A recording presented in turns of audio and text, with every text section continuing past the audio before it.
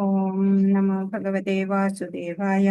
ഓം നമോ ഭഗവതേ വാസുദേവായ.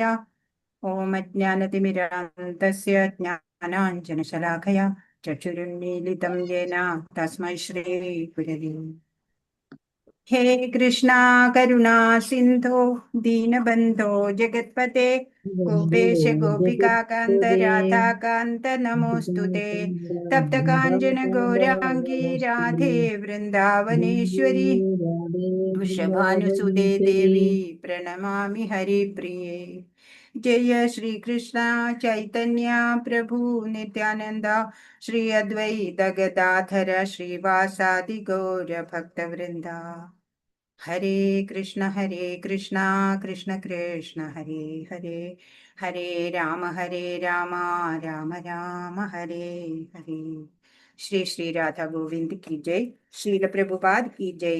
गुरु महाराज की जय. हरे कृष्णा. ഹരേ കൃഷ്ണ. ഇസ്കോൺ മാംഗ്ലൂരിൽ നിന്നുള്ള ഭഗവത്ഗീത പഠനത്തിലേക്ക് എല്ലാവർക്കും സ്വാഗതം. അപ്പോ ഇന്ന് 12-ാം അധ്യായമാണ് നമുക്ക് നോക്കേണ്ടത്. അപ്പൊ അനന്യഭക്തി കൊണ്ട് മാത്രമാണ് ഭഗവാനെ പ്രാപിക്കാൻ സാധിക്കുള്ളൂ എന്ന് കഴിഞ്ഞ അധ്യായത്തില് പറഞ്ഞു. അതിന്റെ തുടർച്ചയായിട്ട് എന്താണ് ഭക്തി, ആരാണ് ഭക്തൻ, ഭക്തി തന്നെ എത്ര തരമുണ്ട് എന്നെല്ലാണ് ഈ അധ്യായം ഭക്തിയോഗം എന്നുള്ള അധ്യായത്തിൽ പ്രതിപാദിക്കുന്നത്. അപ്പൊ എന്താണ് ഭക്തി? ചുരുക്കി പറഞ്ഞാല് ഭഗവാനോടുള്ള പരമപ്രേമം, അത് തന്നെയാണ് ഭക്തി. ഭഗവാൻ മാത്രം മതി, എൻ്റെ എല്ലാം ഭഗവാനാണ്, എൻ്റെ അച്ഛൻ, അമ്മ, സുഹൃത്ത്, മകൻ എല്ലാം എപ്പോഴും എൻ്റെ കൂടെ ഭഗവാനാണ്, ഭഗവാൻ ഉണ്ട് എന്നുള്ള ആ ഒരു ഉറപ്പ്, അത് തന്നെയാ കൃഷ്ണാവബോധം, അതാ ഭക്തി അല്ലെ. അർജുനന്റെ ചോദ്യത്തോടെയാണ് ഈ അധ്യായവും ആരംഭിക്കുന്നത്. ഇപ്പോ വ്യക്തി രൂപത്തിൽ ആരാധിക്കുന്നവര്, നിർവ്യക്തികമായിട്ട് ആരാധിക്കുന്നവര് സഗുണഭക്തി, നിർഗുണഭക്തി എന്ന് പറയും. അങ്ങനെ അതിനെക്കുറിച്ച് രണ്ടും അർജുനൻ കേട്ടിട്ടുണ്ട്. ഏതെങ്കിലും ഒരു ദേവതയുടെ സമ്പർക്കത്തിൽ ആ ദേവതയെ അറിയുക, ആ ഈശ്വരനെ അറിയുക, അങ്ങനെയൊക്കെ നിർഗുണഭക്തി, ജ്ഞാനാവസ്ഥയാണ് അത്. യോഗി തലത്തിലുള്ളവരുടെ അവസ്ഥയാണ്. എല്ലാറ്റിനും ഭഗവാനെ കണ്ടിട്ട് ഉപാസിക്കാൻ സാധിക്കുക, നിർഗുണ ഭക്തിയാണ് അത്. ഏതിലും ഭഗവാൻ ഉണ്ട് എന്നുള്ള, പ്രത്യേകിച്ച് ഒരു വിഗ്രഹം ഉണ്ടാവില്ല അവർക്ക്. ഭഗവാൻ അല്ലാതെ മറ്റൊന്നുമില്ല, എല്ലാം ഭഗവാനാണ് എന്നാൽ അങ്ങനെ ആ പരമപ്രേമത്തോടു കൂടി ഇരിക്കുക. ഇതിൽ ഏതാണ് ശ്രേഷ്ഠമായിട്ടുള്ളത് എന്നുള്ള ചോദ്യത്തോടെയാണ് ഈ അധ്യായം, ഭക്തിയോഗം എന്ന അധ്യായം ആരംഭിക്കുക. ഭഗവാനെ അറിയാനുള്ള ഒരേ ഒരു മാർഗം എന്താ? ഭക്തിയോഗം തന്നെയാണ്. നമ്മൾ മുമ്പും പഠിച്ചതാ. ഇവിടെ ശ്രീ ശ്രീ രാധാ ഗോവിന്ദ് കി ജയ്, ശ്രീല പ്രഭുപാദ് കി ജയ്. ശ്ലോകമൊന്ന്. അർജുന ഉവാച ഏവം സതതയുക്തായേ ഭക്താസ്ത്വാം പര്യുപാസതേ യേ ചാപ്യക്ഷരമവ്യക്തം തേഷാം കേ യോഗവിത്തമാ. അർജുനൻ ചോദിച്ചു, എല്ലാ സമയവും അങ്ങയുടെ ഭക്തി സേവനത്തിൽ തന്നെ ഉചിതമായി ഏർപ്പെട്ടു പോരുന്നവരോ അതോ പ്രത്യക്ഷമല്ലാത്ത അവ്യക്ത ബ്രഹ്മത്തെ ഉപാസിക്കുന്നവരോ ആരാണ് കൂടുതൽ പരിപൂർണതയുള്ളവര്? ചോദിക്കുകയാണ്, അങ്ങയുടെ ഞാനാണ് എല്ലാത്തിൻ്റെയും ഉത്ഭവം, എന്നെ പ്രാപിക്കാനുള്ള വഴികൾ ഇന്നതൊക്കെയാണ്, ഇതൊക്കെ ഭഗവാൻ പറഞ്ഞു തന്നു. അപ്പോൾ അർജുനൻ ചോദിക്കുകയാണ്, അങ്ങയുടെ ഭക്തി സേവനത്തിൽ തന്നെ ഉചിതമായി ഏർപ്പെട്ടു പോരുന്നവരാണോ അതോ അങ്ങയുടെ ആ വിഗ്രഹ രൂപത്തിലോ അല്ലെങ്കിൽ ശ്യാമസുന്ദര രൂപത്തിനെയോ ആരാധിക്കുന്നവരല്ലാതെ അവ്യക്ത ബ്രഹ്മത്തെ, ആ പ്രകാശത്തിനെ ഉപാസിക്കുന്നവരോ ആണോ? ആരാണ് കൂടുതൽ പരിപൂർണതയുള്ളവര് എന്ന്? അതായത് ഉത്തമ ഭക്തർ ആരാണ്, അതാ അറിയേണ്ടത് അർജുനന്. അപ്പൊ അതിനു വേണ്ടിയാ ചോദിക്കണേ. നമ്മള് ക്ഷേത്ര ദർശനത്തിനൊക്കെ പോകും അല്ലേ? അപ്പൊ ക്ഷേത്ര ദർശനം, ഇപ്പൊ ഗുരുവായൂരൊക്കെ നമ്മൾ തൊഴാൻ പോയി, നമുക്ക് നല്ല ശാന്തി, സമാധാനം ഉണ്ടാവും അല്ലെ, സന്തോഷം ഉണ്ടാവും. അങ്ങനെ മനസ്സിന് നല്ലൊരു സുഖാണ് അല്ലെ ക്ഷേത്ര ദർശനമൊക്കെ ചെയ്താല്. പക്ഷെ അത് കുറച്ചു നേരം മാത്രമേ ഉണ്ടാവുള്ളൂ. പിന്നെ വീണ്ടും ഭൗതികതയിൽ നമ്മൾ വ്യാപൃതരാവേണ്ടി വരികയാണ് അല്ലെ. ഇപ്പൊ ഭക്തൻ എന്താ ചെയ്യാ? എന്തിനും ഏതിനും ഭഗവാനെ ചേർത്ത് വെക്കും. എപ്പോഴും ശാന്തി ഉണ്ടാവും. ഇപ്പൊ ശിശിരകാലത്തെ കുളിർമ പോലെ ഉണ്ടാവും. അതിനാണ് ഈ സഗുണഭക്തി നമ്മളെ സഹായിക്കുക. എപ്പോഴും ഭഗവാന്റെ രൂപം സ്മരിക്കാം, അല്ലേ? ഭഗവാന്റെ കീർത്തനം ചെയ്യാം, ഭഗവാന്റെ ലീലകൾ ഓർക്കാം, ലീലകൾ പറയാം, അല്ലെ? അങ്ങനെ അങ്ങനെ എപ്പോഴും സദാ സ്മരിക്കാനൊക്കെ സാധിക്കാം. അപ്പൊ ഇവിടെ കാണുന്ന പ്രപഞ്ചം മുഴുവനും ഈശ്വരനാണ് എന്ന് കാണുന്നവര് നിർഗുണ ഭക്തര് തന്നെയാണ്. അവരും പരിപൂർണതയിൽ എത്തുന്നവര് തന്നെയാണ്. പക്ഷെ അത് കുറച്ച് ടഫായിട്ടുള്ളവയാ. ഈസി പ്രോസസ് എന്ന് പറഞ്ഞാല് ഭക്തി യോഗത്തിലൂടെ ഭഗവാനെ കിട്ടുക എന്നുള്ളതാണ്.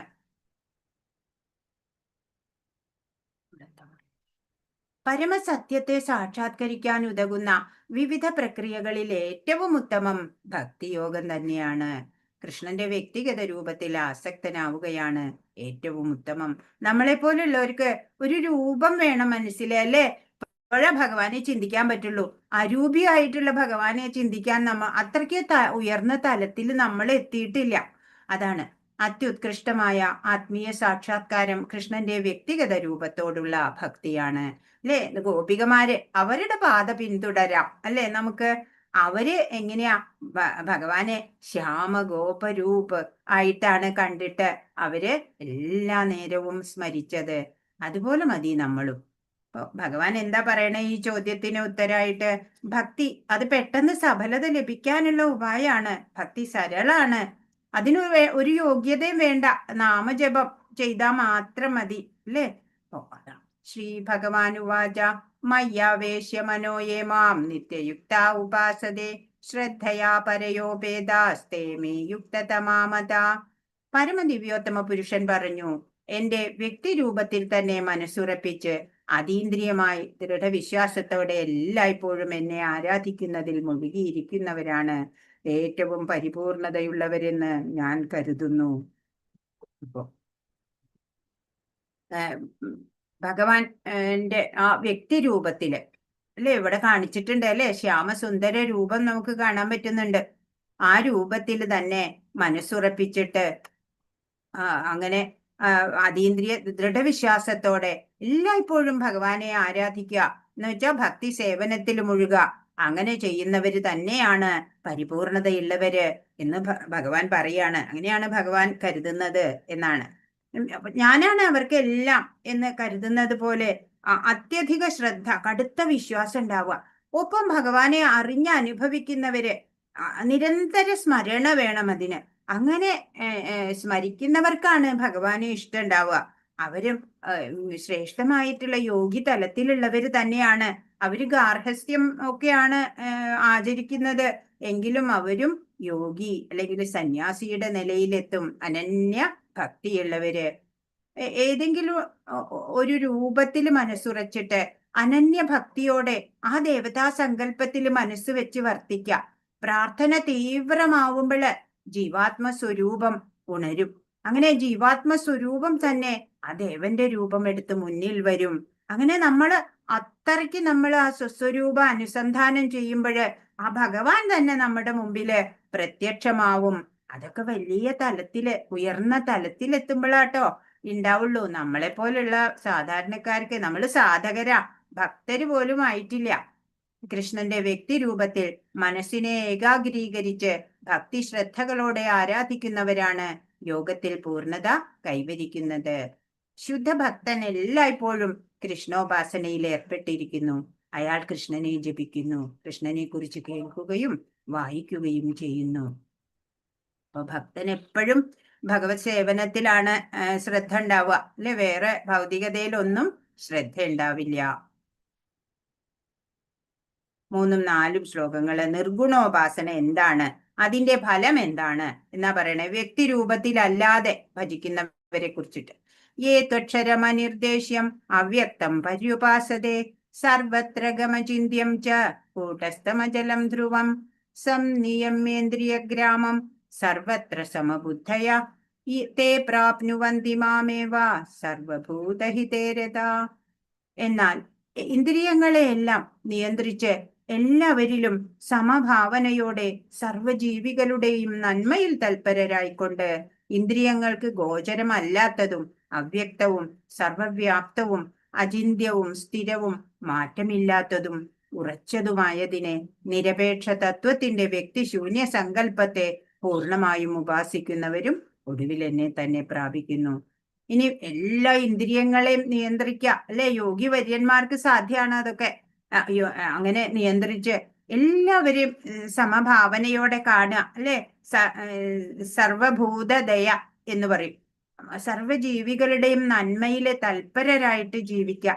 ഇന്ദ്രിയങ്ങൾക്ക് ഗോചരം, ഇന്ദ്രിയങ്ങളെ കൊണ്ട് മനസ്സിലാക്കാനും അനുഭവിക്കാനും സാധിക്കാത്തതും അവ്യക്തവും സർവത്ര നിറഞ്ഞിട്ടുള്ള അചിന്ത്യമായിട്ടുള്ള സ്ഥിരവും മാറ്റമില്ലാത്തതുമായിട്ടുള്ള ഉറച്ചതുമായിട്ടുള്ള അതിനെ, ആ നിരപേക്ഷ തത്വത്തിനെ, അതായത് ആ പരമസത്യത്തിനെ, അങ്ങനെയുള്ള ആ വ്യക്തി ശൂന്യ സങ്കല്പത്തെ ഉപാസിച്ചിട്ട് ആരാധന ചെയ്ത് മുന്നേറുന്നവരും ഒടുവില് എന്നെ തന്നെ പ്രാപിക്കുമെന്നാ ഭഗവാൻ പറയണേ. ഭഗവാനെ തന്നെയാണ് പ്രാപിക്കുക അവരും.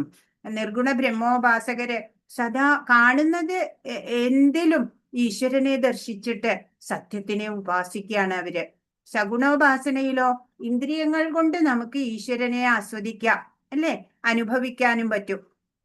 നിർഗുണോപാസനയില് ഈ ഇന്ദ്രിയങ്ങൾക്ക് അതീതമായിട്ടുള്ള ആ ശക്തിയെയാണ് ഉപാസിക്കുന്നത്. മനസ്സടങ്ങുമ്പോൾ എല്ലാറ്റിനെയും ഒരുപോലെ കാണാം. സർവത്ര ഈശ്വരനെ അനുഭവിക്കാൻ സാധിക്കും. യോഗിയുടെ തലത്തിലെത്തിയവരൊക്കെ അങ്ങനെയാ. അവർക്കൊരു വിഗ്രഹമോ ഒരു രൂപമോ ഒരു ആരാധനയ്ക്കുള്ള ഒരു മീഡിയം അതൊന്നും അവർക്ക് ആവശ്യമില്ല. നമ്മളെ പോലുള്ളവർക്കാണ്, അല്ലെ? ക്ഷേത്രത്തിൽ പോകണം, അല്ലെ? ആ ഭഗവാന്റെ ആ ഡീറ്റി കാണണം, അലങ്കരിച്ചിട്ട് നല്ല ഭംഗിയാക്കിയിട്ടുള്ള ഭഗവാന്റെ ആ വിഗ്രഹം, അല്ലെ? മൂർത്തി കാണണം. ആ മൂർത്തി തന്നെ ഭഗവാനായിട്ട് നമ്മള് സങ്കല്പിച്ച് നമ്മള് ആരാധിക്കുകയാണ് ചെയ്യണത്. അങ്ങനെ രൂപമില്ലാതെ നിർഗുണമായിട്ട് ചെയ്യണവർക്കും പരിപൂർണത ലഭിക്കുക തന്നെ ചെയ്യും എന്ന് ഭഗവാൻ പറയുകയാണ്. പരമദിവ്യോത്തമ പുരുഷനായ കൃഷ്ണനെ നേരിട്ട് ആരാധിക്കാതെ പരോക്ഷമായ പ്രക്രിയ ചെയ്യുന്നവരും ഒടുവിൽ ശ്രീകൃഷ്ണനിൽ എത്തിച്ചേരും. പൂർണ്ണമായ സാക്ഷാത്കാരം കൃഷ്ണനെ സമീപിക്കുന്നത് കൊണ്ടേ നേടാൻ കഴിയുള്ളൂ. എന്നാലും പറയുന്നുണ്ട്, അല്ലെ? എത്താൻ പറ്റും അവർക്കും. എന്നാലും പരിപൂർണത ഭക്തിയോഗം ചെയ്യുന്നവർക്ക് തന്നെ.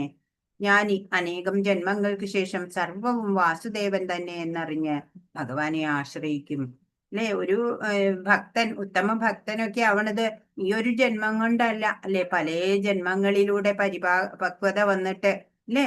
പല ജന്മങ്ങളിലുള്ള പുണ്യ ആർജിച്ചിട്ട് അങ്ങനെയൊക്കെയാണ് ഒരു ഭക്തൻ ഉത്തമ ഭക്തനായിട്ട് ഒരു വ്യക്തി മാറുന്നത്. ജീവാത്മാവിൽ പരമാത്മാവിനെ ദർശിക്കുന്നവർ പരമാത്മാവിന്റെ സാന്നിധ്യം എല്ലായിടത്തും ഉണ്ടെന്ന് മനസ്സിലാക്കുന്നു.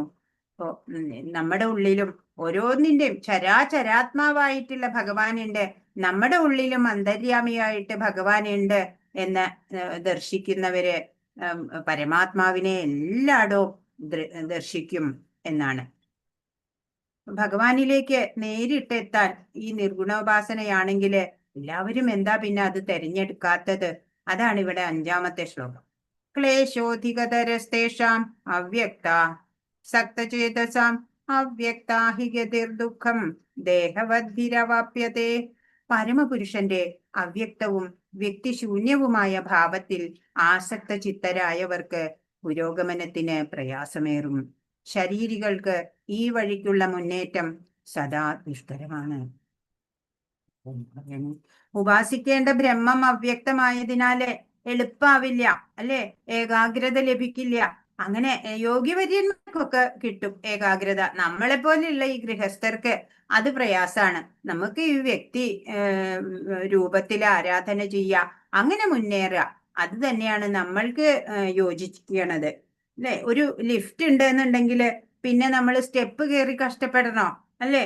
നമുക്ക് പെട്ടെന്ന് എലിവേറ്ററിൽ പോയാൽ നമുക്ക് പെട്ടെന്ന് മുകളിലെത്താം. 100 പടി ചവിട്ടി കയറാനൊന്നും നിൽക്കണ്ട, അല്ലെ? അപ്പൊ ഈസി പ്രോസസ് ആയിട്ടുള്ള ഭക്തി യോഗം അതാ നമ്മളെ പോലെയുള്ളവർക്ക് യോജിക്കണത്. നാമജപത്തിലൂടെ എല്ലാ പാപങ്ങളും തീരും, അല്ലെ? നമ്മുടെ കാർമിക് അക്കൗണ്ട് ഒക്കെ 0 ബാലൻസ് ആയിക്കോളും. പിന്നെ ജനന മരണം ഉണ്ടാവില്ല, അല്ലെ? ഭഗവാനിലേക്ക് ചേരാം നമുക്ക്. അപ്പൊ ചിലവർക്ക് ഭഗവാനെ മനസ്സിലാക്കാൻ താല്പര്യമില്ലാത്തവരാരാ? ഭൗതിക ആസക്തി കൂടുതലായിട്ടുള്ളവരാണ്. ഇപ്പൊ നമ്മളിവിടെ ഭഗവത്ഗീത ക്ലാസ്സുകളൊക്കെ എടുക്കുന്നുണ്ട്, അല്ലെ? നടത്തുന്നുണ്ട്. എത്ര പേര് വരുന്നുണ്ട്, അല്ലെ? വളരെ കുറവ് പേരെ വരുന്നുള്ളൂ. ഫ്രീ ആണ്, അല്ലെ? സൗജന്യമായിട്ട് പഠിക്കാം എന്ന് പറഞ്ഞാലും കൂടെ ആരും വരില്ല. ഓ, ഒരു ഗൃഹസ്ഥൻ എന്ന് പറഞ്ഞാല് പ്രവൃത്തി മാർഗത്തിലാണ്. അതുകൊണ്ട് ആ ഗൃഹസ്ഥന് സഗുണോപാസന, വ്യക്തിഗത ഉപാസന, അതാണ് ശ്രേഷ്ഠമായിട്ടുള്ളത്, സാധ്യമായിട്ടുള്ളത്. മറ്റേ അവ്യക്തി ഭാവത്തിലുള്ള ഉപാസന ആരെക്കൊണ്ടാ പറ്റുക? നിവൃത്തി മാർഗത്തിൽ ചരിക്കുന്നവർക്കാണ് അത് സാധ്യാവുക. നിവൃത്തി മാർഗം എന്ന് വെച്ചാൽ സന്യാസം ഒക്കെ സ്വീകരിച്ചവര്, എല്ലാം ഉപേക്ഷിച്ചവരാ അവര് ആവുക. അങ്ങനെയുള്ളവർക്ക് ഈ അവ്യക്തിഗത രൂപത്തിലുള്ള ആരാധനയിലൂടെ, ഉപാസനയിലൂടെ മുന്നേറാൻ സാധിക്കും എന്ന് ഭഗവാൻ പറയാണ്. സഗുണോപാസന ഒട്ടും മോശമല്ല. അതാണ് ഇവിടെ 6ഉം 7ഉം ശ്ലോകങ്ങൾ. ഭക്തിയോഗം നേരിട്ടുള്ള ഭഗവത് സേവനമായി ആകയാൽ നിഷ്പ്രയാസവും ശരീരധാരിയായ ജീവാത്മാവിന് തികച്ചും സ്വാഭാവികവുമാണ്. അംഗീകൃതമായ പ്രാതിനിധ്യമുള്ള ഒരു വിഗ്രഹ രൂപം ഈശ്വരനുണ്ട്. അതിനെ അർച്ചാവിഗ്രഹം എന്ന് പറയുന്നു. ഈ അർച്ചാവിഗ്രഹം പരമപുരുഷന്റെ അവതാരമാണ്. ഇതൊരു ചോദ്യത്തിന്റെ ആൻസർ എന്ന് തോന്നുന്നു അല്ലെ? അംഗീകൃതമായിട്ടുള്ള പ്രാതിനിധ്യമുള്ള ഒരു വിഗ്രഹ രൂപമാണ് ഈ അർച്ചാവിഗ്രഹം എന്ന് പറയുന്നത്. നമ്മൾ ക്ഷേത്രത്തിലൊക്കെ കണ്ടു തൊഴുന്ന ആ വിഗ്രഹം ഉണ്ടല്ലോ, അത് ആ അർച്ചാവിഗ്രഹം പരമപുരുഷന്റെ അവതാരം തന്നെയാണ്. അതിലൂടെയാണ് ഭഗവാൻ നമ്മൾ കൊടുക്കുന്ന, അർപ്പിക്കുന്ന സേവനങ്ങളൊക്കെ സ്വീകരിക്കണത് അല്ലെ, അനുഗ്രഹം അരുളുന്നതും എല്ലാം. അപ്പോ അത് അംഗീകൃത പ്രാതിനിധ്യമുള്ള ഒരു വിഗ്രഹ രൂപമാണ് അല്ലെ ഓരോ ക്ഷേത്രങ്ങളിലുള്ള അർച്ചാ വിഗ്രഹങ്ങള്. അത് പരമപുരുഷന്റെ, ഭഗവാന്റെ തന്നെ അവതാരമായിട്ട് കണക്കാക്കാം. അതിലൂടെ നമ്മളുടെ സേവനങ്ങൾ സ്വീകരിക്കണു, നമ്മളെ അനുഗ്രഹിക്കണു എല്ലാം. 6ഉം 7ഉം ശ്ലോകങ്ങള്. യേ തു സർവാണി കർമാണി മയി സന്യസ്യ മത്പര അനന്യേനൈവ യോഗേന മാം ധ്യായന്ത ഉപാസതേ തേഷാമഹം സമുദ്ധർത്ത മൃത്യു സംസാര സാഗരാത് ഭവാമി ന ചിരാത് പാർത്ഥ മയ്യാവേശിത ചേതസാം. ഹേ പാർത്ഥ, എന്നാൽ എന്നെ എല്ലായ്പ്പോഴും ധ്യാനിച്ചുകൊണ്ട് സർവകർമ്മങ്ങളെയും എനിക്കായി അർപ്പിച്ച് എന്നിൽ മനസ്സ് അചഞ്ചലമായി ഊന്നിക്കൊണ്ട് ഭക്തിയുത സേവനത്തിൽ ഏർപ്പെട്ടു പോരുന്നവരെ ഞാൻ വേഗത്തിൽ ജനന മരണങ്ങളുടെ ഈ സമുദ്രത്തിൽ നിന്ന് കരകയറ്റും. ഭഗവത് ദാസൻ എന്ന നിലയില് കർമ്മം ചെയ്യണം നമ്മള്. ഭഗവാനെ മാത്രം മതി എന്നുള്ള ആ ഉറച്ച വിശ്വാസം കൊണ്ട് തന്നെ ഈ ഭവസാഗരം നമുക്ക് തരണം ചെയ്യാൻ പറ്റും എന്നാണ്. അപ്പൊ ഈ കർമ്മവാസനകളെയൊക്കെ ഉണ്ടല്ലോ, നമ്മളുടെ ഓരോ പല പല ജന്മങ്ങളിൽ ആർജിച്ച ആ കർമ്മവാസനയനുസരിച്ചാ നമ്മുടെ ഓരോരുത്തരുടെയും പ്രവൃത്തികൾ ഉണ്ടാവുക. അപ്പൊ ആ കർമ്മവാസനയൊക്കെ എരിയിച്ചു കളയാനായിട്ടാണ് ഈ മനുഷ്യ ജന്മം കിട്ടിയിരിക്കണത്. ഈ ജീവിതത്തിൽ സംഭവിക്കണതൊക്കെ കർമ്മഫലങ്ങൾ കൊണ്ടാണ്, മുൻജന്മ കർമ്മഫലത്താലാണ്. ഇനി ഒരിക്കലും മായയിൽ പെടാതെ കാക്കണം എന്ന് നമ്മൾ ഭഗവാനോട് അപേക്ഷിക്കണം. ഇപ്പോഴെങ്കിലും, ഇനിയെങ്കിലും പണ്ട് ചെയ്ത പോലെ ചെയ്യാനൊന്നും ഇടവരാതെ അർപ്പണഭാവത്തോടെ ഭഗവാനെ സേവിക്കാൻ നമുക്ക് സാധിക്കണം. സത്സംഗത്തിലൂടെ ഭഗവാനെ നമുക്ക് സ്മരിക്കാൻ കഴിയുക. എപ്പോഴും നിരന്തര സ്മരണ കൊണ്ട് അപ്പോൾ ചിത്തശുദ്ധി വരും നമ്മളുടെ. അങ്ങനെ ഈശ്വരനെ നമുക്ക് അപ്പോ അനുഭവിക്കാം, അതിനെ ശാന്തി അനുഭവിക്കാൻ സാധിക്കും. അതാണ് ഭഗവാനെ നമ്മള് ഉപാസിക്കുന്നത് കൊണ്ട് എന്താ സംഭവിക്കണേ? ചിത്തശുദ്ധി വരികയാണ് അല്ലേ? അങ്ങനെ ഈശ്വരനെ നമുക്ക് അനുഭവിച്ചറിയാൻ സാധിക്കും. ഇപ്പൊ ഭക്തി യോഗത്തില് ഭക്തന്റെ ആ വിഗ്രഹ ആരാധന ഉണ്ടല്ലോ, അത് മനസ്സ് സരളമായിട്ട് ഭക്തി മാർഗത്തിൽ മുന്നേറാൻ സഹായിക്കുന്നതാണ്. ഈ ഭക്തി യോഗം പാലിക്കുന്നവർക്ക് ഭഗവാന്റെ സംരക്ഷണം എപ്പോഴും ഉണ്ടാവും. നമ്മൾ കഥ പറഞ്ഞു അല്ലേ ഇന്നലെ, നരസിംഹമേത്തയുടെ. ഇപ്പോ ദ്രൗപദി വസ്ത്രാക്ഷേപ സമയത്ത് അല്ലെ കൈയുയർത്തിയിട്ട് ഗോവിന്ദ മാധവ എന്ന് വിളിച്ചു ഭഗവാനെ. ഭഗവാൻ ഉടനെ സഹായത്തിന് അവിടെ എത്തി അല്ലേ? ഒരു ഭക്തന്റെ അല്ലെങ്കിൽ ഭക്തയുടെ എല്ലാ സംരക്ഷണവും ഭഗവാൻ ഏറ്റെടുക്കുകയാണ് ചെയ്യണത്. ഭക്തിയുടെ സേവനം കൊണ്ട് മാത്രമേ ഭഗവാന്റെ മൂല്യം അറിയാൻ സാധിക്കൂ. കൃഷ്ണനെ പ്രാപിക്കേണ്ടവൻ കൃഷ്ണനിൽ തന്നെ മനസ്സുറപ്പിക്കുകയും കൃഷ്ണനു വേണ്ടി മാത്രം പ്രവർത്തിക്കുകയും വേണം. ഹരേ കൃഷ്ണ മഹാമന്ത്രജപം ഭക്തനെ ഭഗവാനിലേക്ക് ആകർഷിക്കും. അപ്പോ ഭഗവാനിൽ തന്നെ മനസ്സുറപ്പിക്കണം, ഭഗവാന് വേണ്ടി പ്രവർത്തിക്കണം. അപ്പൊ നമുക്ക് ഭഗവാനെ പ്രാപ്യമാവും. ഹരേ കൃഷ്ണ. അനന്യഭക്തനാവാൻ എങ്ങനെ സാധിക്കും? അതാണ് 8ാമത്തെ ശ്ലോകം പറയുന്നത്.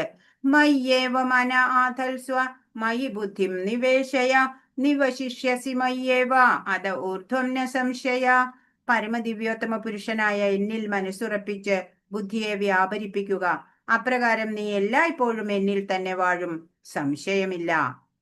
അപ്പോ പറയാണ്, ഈ ഭക്തി യോഗത്തിനെ വിവരിക്കുകയാണ്, വിശദീകരിക്കുക. അനേക മാർഗങ്ങൾ കാണിച്ചു തരുന്നുണ്ട് ഭഗവാൻ. വ്യക്തികൾ വിവിധ പരിതസ്ഥിതിയിലും അവസ്ഥയിലുള്ളവരാ അല്ലെ. ഒരേ ഒരു മാർഗം പറഞ്ഞാൽ എല്ലാവർക്കും അത് ആക്സെപ്റ്റബിൾ ആയിക്കൊള്ളണം എന്നില്ല. ഏതാണ് തനിക്ക് യോജിച്ചത് അത് തിരഞ്ഞെടുക്കാം. അതിനുവേണ്ടി പല പല മാർഗങ്ങള് ഭഗവാൻ പറഞ്ഞു തരാണ്. അപ്പോ ഭഗവാനില് മനസ്സുറപ്പിച്ച് ബുദ്ധിയെ വ്യാപരിപ്പിക്കുക. അങ്ങനെ എല്ലായ്പ്പോഴും ഭഗവാനിൽ തന്നെ വാഴാൻ സാധിക്കും എന്ന് ഭഗവാൻ പറഞ്ഞു തരാണ്. അപ്പോ ബുദ്ധിയോഗം കൊണ്ട് ഭഗവാനെ നമുക്ക് പ്രാപിക്കാൻ സാധിക്കും.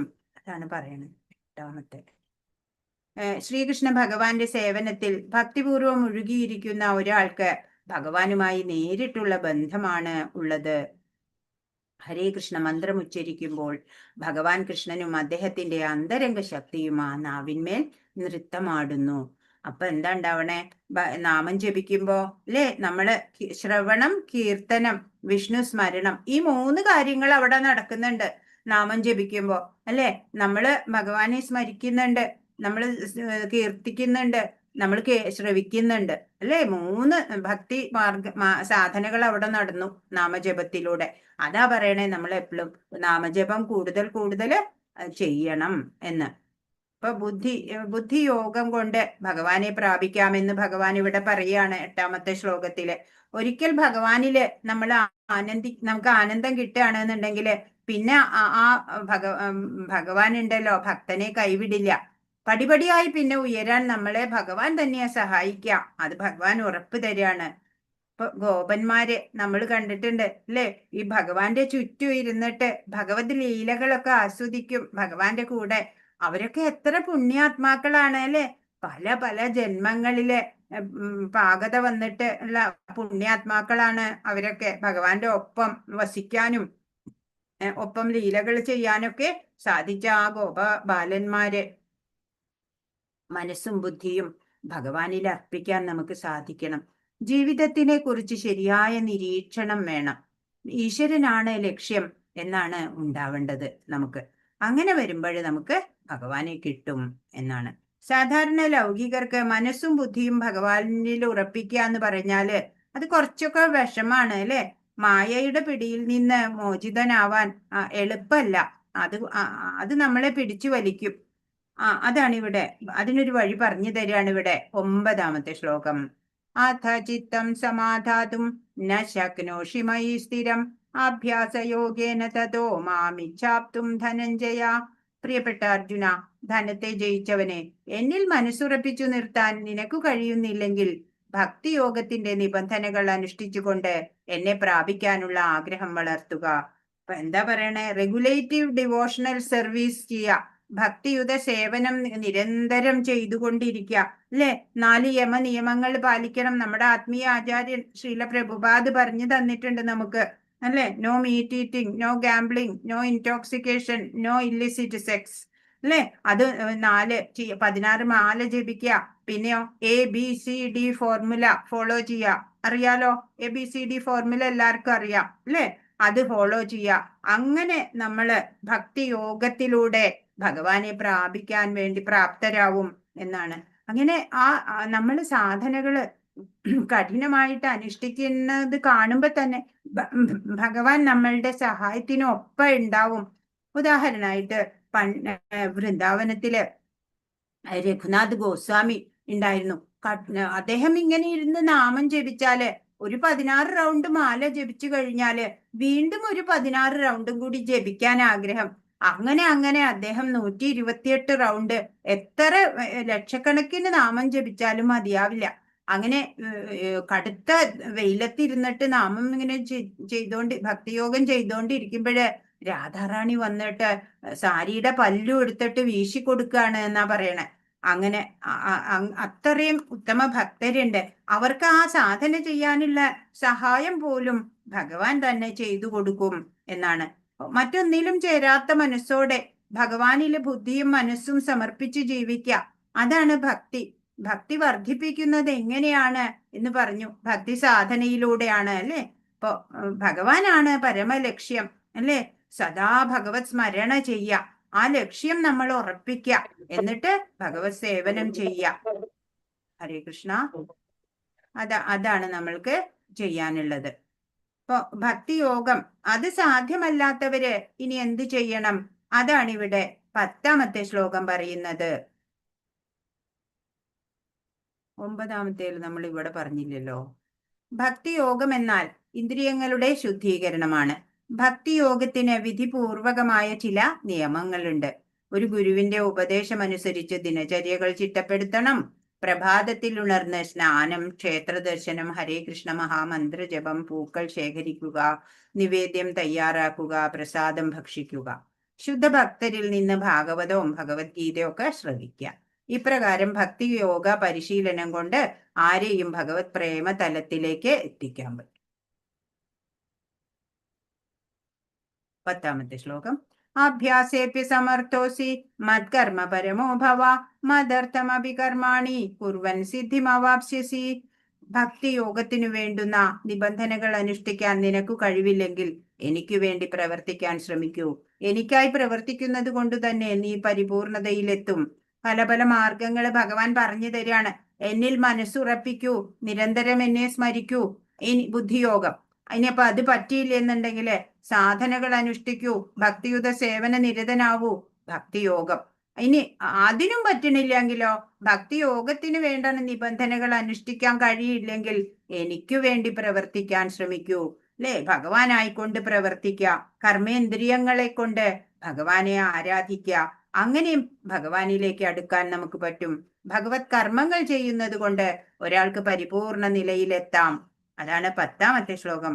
ഇനിയിപ്പോ കർമ്മയോഗം അതും സാധ്യമല്ലെങ്കിൽ മറ്റൊരു വഴി പറഞ്ഞു തരാണ് 11ാമത്തെ ശ്ലോകം. അധൈതദപ്യശക്തോസി കർത്തും മദ്യോഗമാശ്രിത സർവകർമ്മ ഫലത്യാഗം തത കുരു യഥാത്മവാൻ. എന്നെക്കുറിച്ചുള്ള ഈ ബോധത്തോടുകൂടി പ്രവർത്തിക്കുവാൻ നിനക്ക് കഴിയുന്നില്ലെങ്കിൽ സർവകർമ്മ ഫലങ്ങളെയും ത്യജിച്ച് ആത്മസ്ഥിതനായി തീരാൻ ശ്രമിക്കുക. അപ്പോ പറയാണ് ഭഗവാനെ അനുഭവിക്കാൻ എപ്പോഴാണ് നമുക്ക് സാധിക്കുക? അപ്പൊ ആദ്യം പറഞ്ഞു ബുദ്ധിയോഗം, പിന്നെ പറഞ്ഞു ഭക്തിയോഗം, പിന്നെ കർമ്മയോഗം പറഞ്ഞു അല്ലെ. എനിക്കായിക്കൊണ്ട് പ്രവർത്തിക്കൂ എന്ന് പറഞ്ഞു. ഇനിയിപ്പോ കർമ്മയോഗവും സാധ്യമല്ലെങ്കിലോ എന്താ വേണ്ടേ? അപ്പോ എല്ലാ കർമ്മഫലങ്ങളും ത്യജിക്കുക, എന്നിട്ട് ആത്മസ്ഥിതനായി തീരാൻ ശ്രമിക്കുക. അപ്പൊ ദാനമൊക്കെ ചെയ്യുക അല്ലെ. കർമ്മഫലം ത്യജിക്കുക എളുപ്പമല്ല നമ്മളെ പോലെ ഉള്ളവർക്ക് അല്ലെ. നമുക്കിപ്പോ മാസം ശമ്പളം കിട്ടി, അതങ്ങനെ തന്നെ നമ്മൾ ദാനധർമാദികൾ ചെയ്യില്ല അല്ലെ. പക്ഷെ അതിന്റെ ഒരു ഭാഗം നമുക്ക് ദാനം ധർമ്മങ്ങളൊക്കെ നിർവഹിക്കാൻ ഉപയോഗിക്കാം. അങ്ങനെ നമുക്ക് ആവശ്യക്കാർക്ക് അല്ലെ, എന്താ പറയാ, അർഹതയുള്ളവർക്ക് ദാനം ചെയ്യാം. ഭഗവത് സേവനത്തിനായിട്ട് ദാനം ചെയ്യാം അല്ലെ. ഭഗവാന്റെ ഹിതത്തിനായിട്ട് പ്രവർത്തിക്കുന്നവർക്ക് ദാനം ചെയ്യാം. അങ്ങനെ ആ കർമ്മ ഫലത്യാഗം അത് എളുപ്പമല്ല. അതാണ് ഏറ്റവും ശ്രേഷ്ഠമായിട്ടുള്ളത്. കർമ്മഫലം ത്യജിക്കുക, കർമ്മഫലത്യാഗം. ഇനി കൃഷ്ണ അവബോധത്തിന് മനഃശുദ്ധീകരണ ശക്തി സ്വയം ആയുള്ളത് കൊണ്ട് അതിനെ മറ്റൊന്നിനെയും ആശ്രയിക്കേണ്ടതില്ല.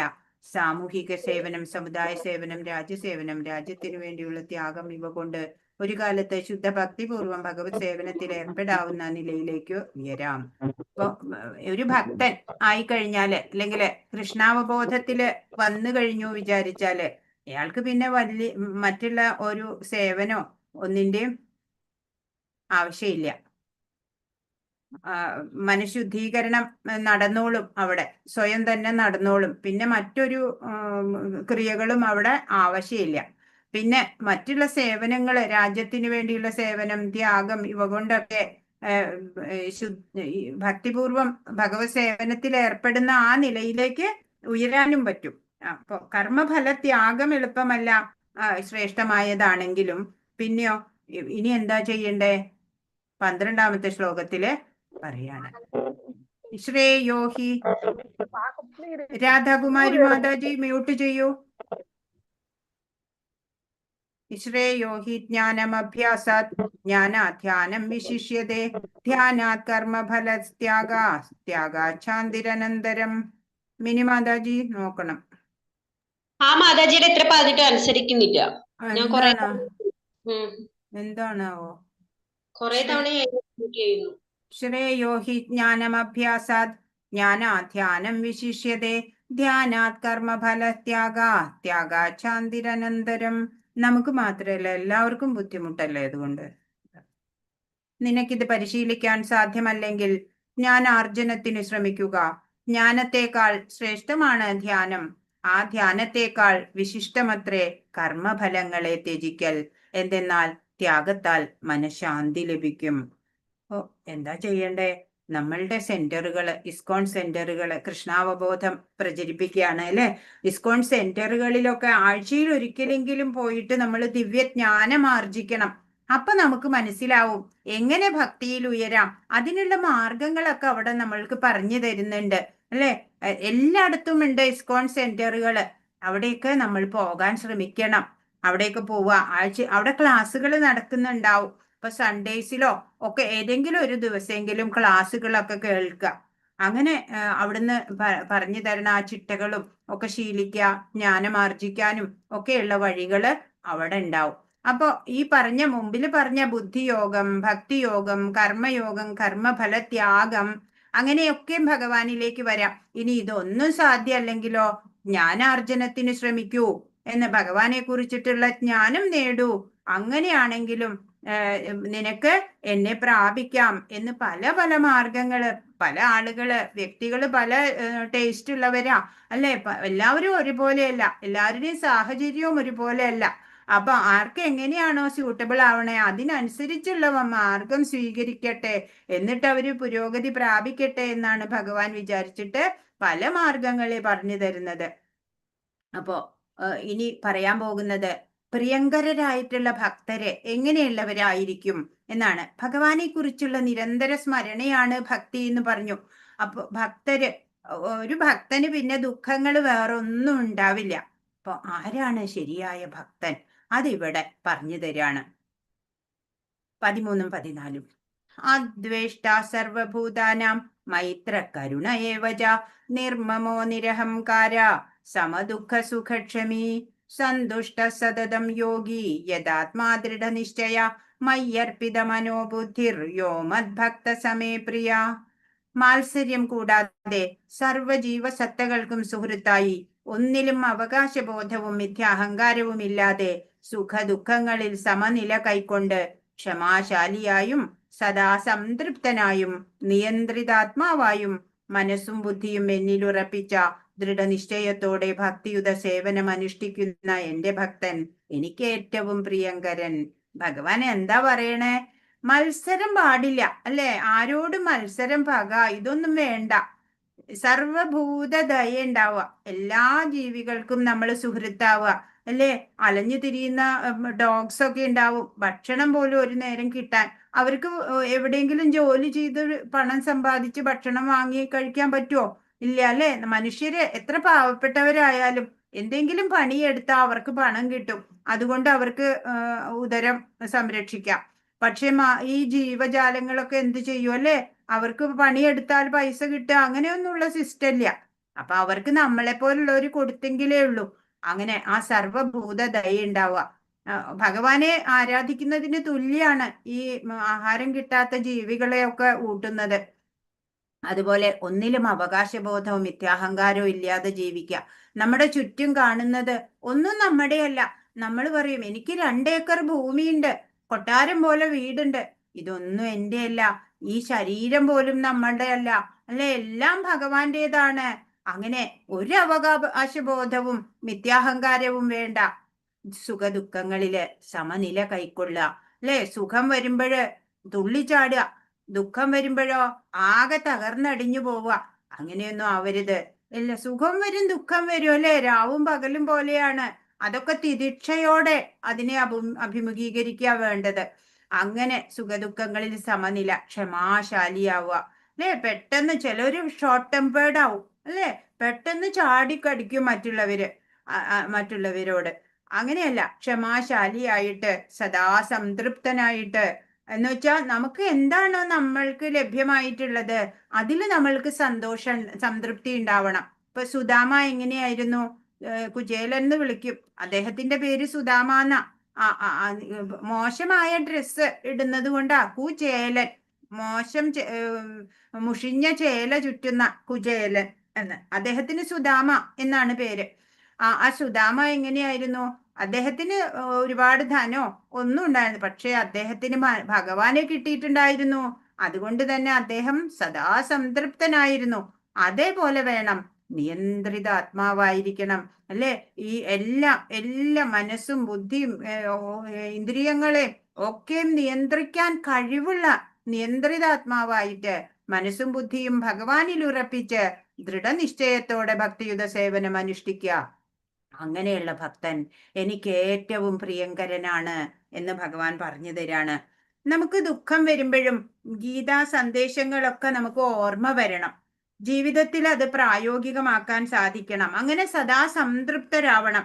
നമുക്കിപ്പോ വന്ന ദുഃഖങ്ങള് എത്രയോ തുച്ഛമാണ്, എനിക്ക് ഇതിലും വലുതൊക്കെ വരേണ്ടതായിരുന്നു, ഭഗവാന്റെ കൃപ കൊണ്ട് എനിക്ക് ഇത്രേ വന്നിട്ടുള്ളൂ എന്നങ്ങനെ ആലോചിക്കാനുള്ള കഴിവ് വേണം. ഇപ്പൊ സുദാമ ഭഗവാനെ ബുദ്ധിമുട്ടിക്കണം എന്ന് ഒരിക്കലും ആഗ്രഹിച്ചില്ല, അല്ലേ? ധർമ്മപത്നി പറഞ്ഞു, ഒന്ന് ചെന്ന് ഭഗവാനെ കാണൂ, നമ്മുടെ വിഷമങ്ങൾ പറഞ്ഞോളൂ എന്ന് പറയുമ്പോൾ ഭഗവാനെ കാണാലോ എന്നുള്ള ഉദ്ദേശം കൊണ്ടാണ്, അല്ലെ, പലവട്ടം പറഞ്ഞതിന് ശേഷം ഒരു തവണ പോകുന്നത്.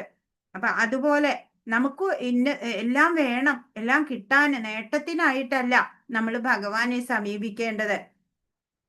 അപ്പോൾ ഭക്തിയോഗം നമ്മുടെ ചേതനയെ ശുദ്ധീകരിക്കുകയാണ് ചെയ്യണത്. ഭഗവത് സേവനത്തിൽ ഏർപ്പെടുന്നയാൾക്ക് എല്ലാ ദൈവിക ഗുണങ്ങളും അയാളില് പ്രകാശിതമാവും എന്നാണ്. ഇവിടെ എന്താ പറയണേ? ഭക്തനെ ഏതെങ്കിലും ദുഃഖമോ കുഴപ്പമോ നേരിടുമ്പോൾ ഭഗവാൻ തന്നോട് കരുണ കാണിച്ചു എന്നാണ് അയാൾ കരുതുക. ക്ഷമാശാലിയായ ഭക്തൻ ഭഗവത് കാരുണ്യത്താൽ എന്ത് കൈവരുന്നുണ്ടോ അതുകൊണ്ട് സംതൃപ്തനായിരിക്കും. ആധ്യാത്മിക ഗുരുവിൽ നിന്ന് ലഭിച്ച ഉപദേശങ്ങളിൽ ഉറച്ചു നിൽക്കുന്നത് കൊണ്ട് അയാൾ ഒരു തികഞ്ഞ യോഗിയുമായിരിക്കും, അല്ലെ?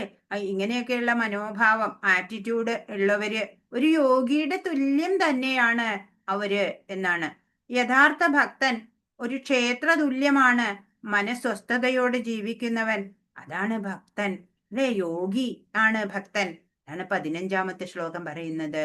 യസ്മാന്നോ ദ്വിജതേ ലോകാന്നോ ദ്വിജതേ ജയ ഹർഷാമർഷ ഭയോദ്വേഗൈർമുക്തോ യസച്ച മേ പ്രിയ. ആരാലാണോ ആർക്കും ബുദ്ധിമുട്ടുകൾ ഒന്നുമില്ലാത്തത്, ആരാണോ ഏതൊരുവനാലും അസ്വസ്ഥനായി തീരാത്തത്, സുഖദുഃഖങ്ങളിലും ഭയ ഉത്കണ്ഠകളിലും സമചിത്തനായിരിക്കുന്നവൻ ആരാണോ, അങ്ങനെയുള്ള എൻ്റെ ഭക്തൻ എനിക്ക് ഏറ്റവും പ്രിയപ്പെട്ടവൻ. അപ്പൊ ഭഗവാന് പ്രിയപ്പെട്ട ഭക്തരെ കുറിച്ച് ഇങ്ങനെ ഇനി വരുന്ന ശ്ലോകങ്ങളിലൊക്കെയും പറയാണ്. ആരാണ്? ഒരു ഭക്തനിൽ നിന്ന് ആർക്കും ആശങ്കകളൊന്നും ഉണ്ടാവില്ല, ബുദ്ധിമുട്ടുകളൊന്നും ഉണ്ടാവില്ല. അതാണ് ഭക്തൻ. ഏതൊരുവനാലും അസ്വസ്ഥനായി തീരില്ല. ആര് അയാളെ കുറ്റം പറയോ ഉപദ്രവിക്കുകയോ ചെയ്താലും ആ ഭക്തൻ അസ്വസ്ഥനാവില്ല. സുഖദുഃഖങ്ങളില് ഭയോത്കണ്ഠകളില് ഒക്കെയും സമചിത്തത കൈവരിക്കണ ആളായിരിക്കും. അങ്ങനെയുള്ള ഭക്തൻ എനിക്ക് പ്രിയപ്പെട്ടവനാണ് എന്ന് ഭഗവാൻ പറഞ്ഞു തരുന്നു. മറ്റുള്ളവരിൽ ഒരു തരത്തിലും ഭയത്തിന് ഇടവരുത്താത്തവനും ആരാലും വ്യാകുലനായി തീരാത്തവനും സന്തോഷം, കോപം, ഭയം എന്നിവയിൽ നിന്ന് മുക്തനായിരിക്കുന്ന ഭക്തൻ കൃഷ്ണന് ഏറ്റവും പ്രിയപ്പെട്ടവൻ. അപ്പോ യഥാർത്ഥ ഭക്തന്റെ ലക്ഷണങ്ങൾ പറഞ്ഞുകൊണ്ടിരിക്കുകയാണ്, അല്ലെ? അതുപോലെയൊക്കെ നമ്മൾക്കും ആവാൻ സാധിക്കണം. 16ാമത്തെ ശ്ലോകം. അനപേക്ഷതു ശുചിർദക്ഷ ഉദാസീനോ ഗതവ്യഥ സർവാരംഭ പരിത്യാഗി യോ മദ്ഭക്ത സമേ പ്രിയ. സാധാരണ കർമ്മക്രമങ്ങളെ ഒന്നിനെയും ആശ്രയിക്കാത്തവനും വിശുദ്ധനും നിപുണനും ഉത്കണ്ഠ, വ്യഥ എന്നിവയില്ലാത്തവനും ഫലം ഉദ്ദേശിച്ച് പ്രവർത്തിക്കാത്തവനുമായ എൻ്റെ ഭക്തൻ എനിക്ക് ഏറ്റവും പ്രിയപ്പെട്ടവൻ. അപ്പോഴാരാണ്? സാധാരണ ചില പേരുണ്ട്, ആചാര അനുഷ്ഠാനങ്ങൾക്കൊക്കെ വലിയ വില കൊടുക്കും, അല്ലെ? അതൊക്കെ ചെയ്യും. എന്നാൽ മനസ്സുകൊണ്ടോ? നമുക്ക് അതല്ല വേണ്ടത്, അല്ലെ? കർമ്മക്രമങ്ങളെ ആശ്രയിക്കല്ല വേണ്ടത്, വിശുദ്ധിയോടെ, അല്ലെ, കർമ്മങ്ങൾ ചെയ്യാ വേണ്ടത്. അല്ലേ? അങ്ങനെ സമർത്ഥനായിട്ട് ഉത്കണ്ഠയോ വ്യഥയോ ഒന്നുമില്ല. എന്താ കാരണം ഉത്കണ്ഠയും വ്യഥയും ഇല്ലാതിരിക്കാൻ? ഏത് പ്രതികൂല സാഹചര്യത്തിലും എൻ്റെ ഒപ്പം ഭഗവാൻ ഉണ്ട് എന്നുള്ള ആ ഉറപ്പുണ്ട്, വ്യവസായാത്മിക ബുദ്ധിയുണ്ട്. അതുകൊണ്ട് ആ ഭക്തന് പേടിയില്ല. ഭയം എന്ന് പറഞ്ഞത് ഭക്തന് ഉണ്ടാവില്ല, ഉത്കണ്ഠ ഉണ്ടാവില്ല. കാരണം ഭഗവാന്റെ നിശ്ചയം പോലെയാണ് എല്ലാം വരിക, അല്ലെ? നമ്മള് കർമ്മം ചെയ്യുക, വിശുദ്ധ മനസ്സോടെ കർമ്മങ്ങൾ ചെയ്യുക മാത്രം ചെയ്താൽ മതി. ഫലം ഭഗവാനാ തരുന്നേ, അല്ലെ? അപ്പോ അതുകൊണ്ട് തന്നെ ഒരു ഭക്തന് ഉത്കണ്ഠയോ വ്യഥയോ ഒന്നും ഉണ്ടായിരിക്കില്ല. അപ്പൊ അങ്ങനെയൊന്നും ഇല്ലാത്ത, അതുപോലെ ഇന്നത് ഞാൻ ചെയ്യണത് ഇന്ന ഫലം കിട്ടാനാണ്, അങ്ങനെ നേട്ടത്തിന് വേണ്ടി പ്രവർത്തിക്കുക, അങ്ങനെ ഒരു ഭക്തൻ ചെയ്യില്ല. അങ്ങനെയുള്ള ആ വ്യക്തിയെയാണ് എനിക്ക് ഏറ്റവും പ്രിയപ്പെട്ടവൻ എന്ന് ഭഗവാൻ പറയാണ് ഇവിടെ. ഭക്തിയുത സേവനത്തിന്റെ പ്രമാണങ്ങൾക്കെതിരായുള്ള ഏതൊരു പ്രവൃത്തിക്കും ഭക്തൻ ഒരുങ്ങില്ല. ഒന്നിലും ആഗ്രഹമില്ലാത്തവനും ബാഹ്യമായും ശുദ്ധിയുള്ളവനും കൃത്യനിഷ്ഠയുള്ളവനും പക്ഷപാതമില്ലാത്തവനും മനക്ലേശമില്ലാത്തവനും എല്ലാ കർമ്മങ്ങളിലും കർത്തൃത്വഭാവം വെടിഞ്ഞവനുമായ ഭക്തൻ ഭഗവാന് പ്രിയപ്പെട്ടവൻ. അപ്പോ ഞാനാണ് ചെയ്യുന്നത്, അല്ലെ? ഞാനില്ലെങ്കിലും ഇവിടെ നടക്കും, നന്നായിട്ട് നടക്കും. പക്ഷെ ചില പേര് പറയും ഞാനുള്ളത് കൊണ്ടാ ഇവിടെ ഇങ്ങനെയൊക്കെ നടന്നേന്ന് പറയും. അതൊന്നും ഒരു ഭക്തന്റെ ലക്ഷണമല്ല, അല്ലെ? ഭഗവാൻ ഭഗവാന്റെ കയ്യിലെ ഒരു ആയുധം, ഒരു ടൂള് മാത്രമാണ് ഞാന്. ഭഗവാൻ എന്താണോ സങ്കല്പം അതുപോലെ എനിക്ക് പ്രവർത്തിക്കാൻ സാധിക്കും എന്നുള്ള ഭാവനയോടുകൂടി കർമ്മം ചെയ്യുന്ന ആ ആളാണ് ഒരു ഭക്തൻ എന്ന് ഭഗവാൻ പറയാ. ധാമാം പ്രപദ്യന്തേ താം തഥൈവ ഭജാമ്യഹം എന്ന് ഭഗവാൻ പറഞ്ഞു, അല്ലെ? ഭഗവാനോട് നമ്മൾ എത്ര സിൻസിയർ ആണോ അത്രയും തന്നെ തിരിച്ചും ഉണ്ടാവും എന്നാണ്. അപ്പൊ അനന്യ ഭക്തന്റെ യോഗക്ഷേമം അത് ഭഗവാൻ തന്നെയാണ് ഏറ്റെടുക്കുക. അനപേക്ഷൻ ആയിട്ട് അവർ ജീവിക്കണം. ഇപ്പൊ 17ാമത്തെ ശ്ലോകം എന്താ പറയണേ? സ്ഥിതപ്രജ്ഞൻ യോഗി എന്നൊക്കെ മുമ്പ് പറഞ്ഞു. അതിന്റെ തന്നെ അതന്നെയാണ് ഇവിടെ 17ാമത്തെ ശ്ലോകത്തിൽ പറയണത്. യോ ന ഹൃഷ്യതി ന ദ്വേഷ്ടി ന ശോചതി ന കാംക്ഷതി ശുഭാശുഭ പരിത്യാഗി ഭക്തിമാന്യ സമേ പ്രിയ. സന്തോഷിക്കുകയോ ദ്വേഷിക്കുകയോ ദുഃഖിക്കുകയോ ആഗ്രഹിക്കുകയോ ചെയ്യാത്തവനും ശുഭങ്ങളെയും അശുഭങ്ങളെയും ത്യജിച്ചവനുമായ ഭക്തൻ എനിക്ക് അത്യന്തം പ്രിയൻ. അപ്പൊ ആരാണ് ഭഗവാന് ഏറ്റവും പ്രിയരായിട്ടുള്ളത്? ഒരുപാട് സന്തോഷോ ദേഷ്യോ ദുഃഖോ ആഗ്രഹോ ഒന്നും ഉണ്ടാവില്ല. ഒക്കെ സമചിത്തതയോടെ എല്ലാത്തിനെയും നേരിടുക. അങ്ങനെ ശുഭമായാലും അശുഭമായാലും ഒന്നിലും ആഗ്രഹമില്ല, എല്ലാം ത്യജിച്ച ആള്. അങ്ങനെയുള്ള ഭക്തൻ എനിക്ക് പ്രിയപ്പെട്ടവൻ എന്ന് ഭഗവാൻ. ഒരു വിശുദ്ധ ഭക്തന് ഭൗതിക ലാഭനഷ്ടങ്ങളിൽ സന്തോഷമോ സന്താപമോ തോന്നില്ല. സന്തോഷം ദുഃഖം ആഗ്രഹങ്ങൾ എന്നിവയ്ക്ക് അതീതനായ ഭക്തൻ ഭഗവാന് പ്രിയപ്പെട്ടവനാണ്, അല്ലെ? എല്ലാ വികാരങ്ങളെയും ഒക്കെ മിതമായിട്ട് വേണ്ടു, അല്ലെ? നിയന്ത്രണം ഉള്ള നിയന്ത്രിത ആത്മാവാവുക എന്നൊക്കെയാ പറയാ. അങ്ങനെയുള്ള ഭക്തൻ. ഇപ്പൊ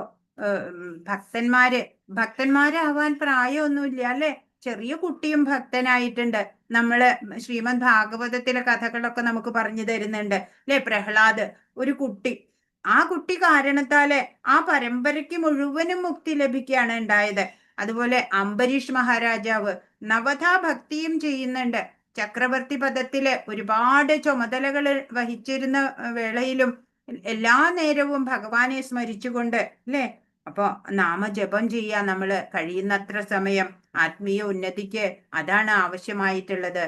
തപോനിഷ്ഠയിലൂടെ ബന്ധമുള്ള മനസ്സിനെ നമ്മൾ ശുദ്ധീകരിച്ചിട്ട് കൃഷ്ണപ്രേമത്തെ ഉണർത്താൻ നമുക്ക് സാധിക്കണം.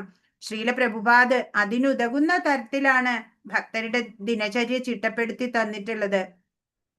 അപ്പോ ഒരു യോഗിയുടെ തലത്തിലെത്തിയ ആളാണ് ഉത്തമ ഭക്തൻ. അതാണ് ഇവിടെ 18ഉം 19 ശ്ലോകങ്ങൾ പറയുന്നത്. സമശത്രൗ ച മിത്രേ ച തഥാ മാനാപമാനയോ ശീതോഷ്ണ സുഖ ദുഃഖേഷു സമസംഗ വിവർജിത. തുല്യനിന്ദാസ്തുതിർമൗനി സന്തുഷ്ടോ യേന കേനചിത് അനികേത സ്ഥിരമതിർ ഭക്തിമാൻ മേ പ്രിയോ നര. ശത്രുക്കളിലും മിത്രങ്ങളിലും സമഭാവനയോടെ മാനാപമാനങ്ങൾ, ശീതോഷ്ണങ്ങൾ, സുഖദുഃഖങ്ങൾ, ആദരവും അനാദരവും യശസ്, ദുഷ്കീർത്തി എന്നീ ദ്വന്ദ്ങ്ങളെ ഒരേ വിധം കൈക്കൊണ്ട് അസത് സംഘത്തിൽ നിന്ന് എല്ലായ്പ്പോഴും മുക്തനും മൗനിയും ജ്ഞാനത്തിൽ ഉറച്ചവനും സദാ സംതൃപ്തനുമായി ഗാർഹിക ബോധമുപേക്ഷിച്ച് ഭക്തിയുത സേവനത്തിൽ ഏർപ്പെട്ടിരിക്കുന്ന ഭക്തൻ എനിക്ക് ഏറ്റവും പ്രിയപ്പെട്ടവൻ. അപ്പൊ എന്തൊക്കെ വേണം? ഒരു ഭക്തന് ശത്രുമിത്ര ഭേദം ഉണ്ടാവില്ല. അതുപോലെ മാനമായിക്കോട്ടെ, ഒരാളിപ്പോ സ്തുതിക്കുകയാണ് അല്ല നിന്ദിക്കുകയാണ്, രണ്ടും ഒരുപോലെ. ശീതോഷ്ണങ്ങള്, സുഖദുഃഖങ്ങള്, ആദരവ് അനാദരവ്, യശസ് ദുഷ്കീർത്തി എന്നീ ദ്വന്ദ്ങ്ങളെ ഒരേ വിധം കൈക്കൊള്ളാൻ സാധിക്കുക. അസത് സംഘത്തിൽ നിന്ന് എല്ലായ്പ്പോഴും മുക്തനായിരിക്കുക. ദുർജനങ്ങളുമായിട്ട് അല്ലെ അധികം ഭൗതികതയിൽ ഇടപഴകാതിരിക്കുക. സത്സംഗം എന്ന് വെച്ചാൽ ഭക്തജനങ്ങളുമായിട്ട് വ്യവഹരിക്കാൻ താല്പര്യം ഉണ്ടാവുക. മൗനി എന്ന് പറഞ്ഞാൽ ഒന്നും മിണ്ടാതിരിക്കുന്ന ആള് അങ്ങനെയല്ല. മൗനി എന്ന് പറഞ്ഞാല് ഭഗവാനെ കുറിച്ചൊക്കെ സംസാരിക്കും, അതുപോലെ ഭക്തജനങ്ങളുമായിട്ടൊക്കെ സംസാരിക്കും, അല്ലാത്തയിടത്തൊക്കെ മൗനം പാലിക്കും. പിന്നെയോ ജ്ഞാനത്തിൽ ഉറച്ചവനാവുക. അങ്ങനെ സദാ സംതൃപ്തനുമായിട്ട് ഗാർഹിക ബോധം ഉപേക്ഷിച്ച് ഭക്തിയുത സേവനത്തിൽ ഏർപ്പെട്ടിരിക്കുന്ന ഭക്തൻ എനിക്ക് ഏറ്റവും പ്രിയപ്പെട്ടവൻ. ശത്രു, മിത്രം, മാനം, അപമാനം, തണുപ്പ്, ചൂട്, സുഖം, ദുഃഖം എന്നിവയിൽ സമഭാവനയുള്ളവനാണ് ഭക്തൻ. കൃഷ്ണാവബോധത്തോടെ ഭക്തിയുത ഭഗവത് സേവനത്തിൽ ഏർപ്പെടുന്നതു തന്നെ വിശിഷ്ട ഗുണങ്ങൾ വളർത്താൻ സ്വാഭാവികമായി സഹായിക്കും. ഭഗവാനിൽ തന്നെ മനസ്സിനെ ഉറപ്പിച്ചവനും ഭക്തിമാനുമായ മനുഷ്യൻ ഭഗവാന് പ്രിയപ്പെട്ടവൻ.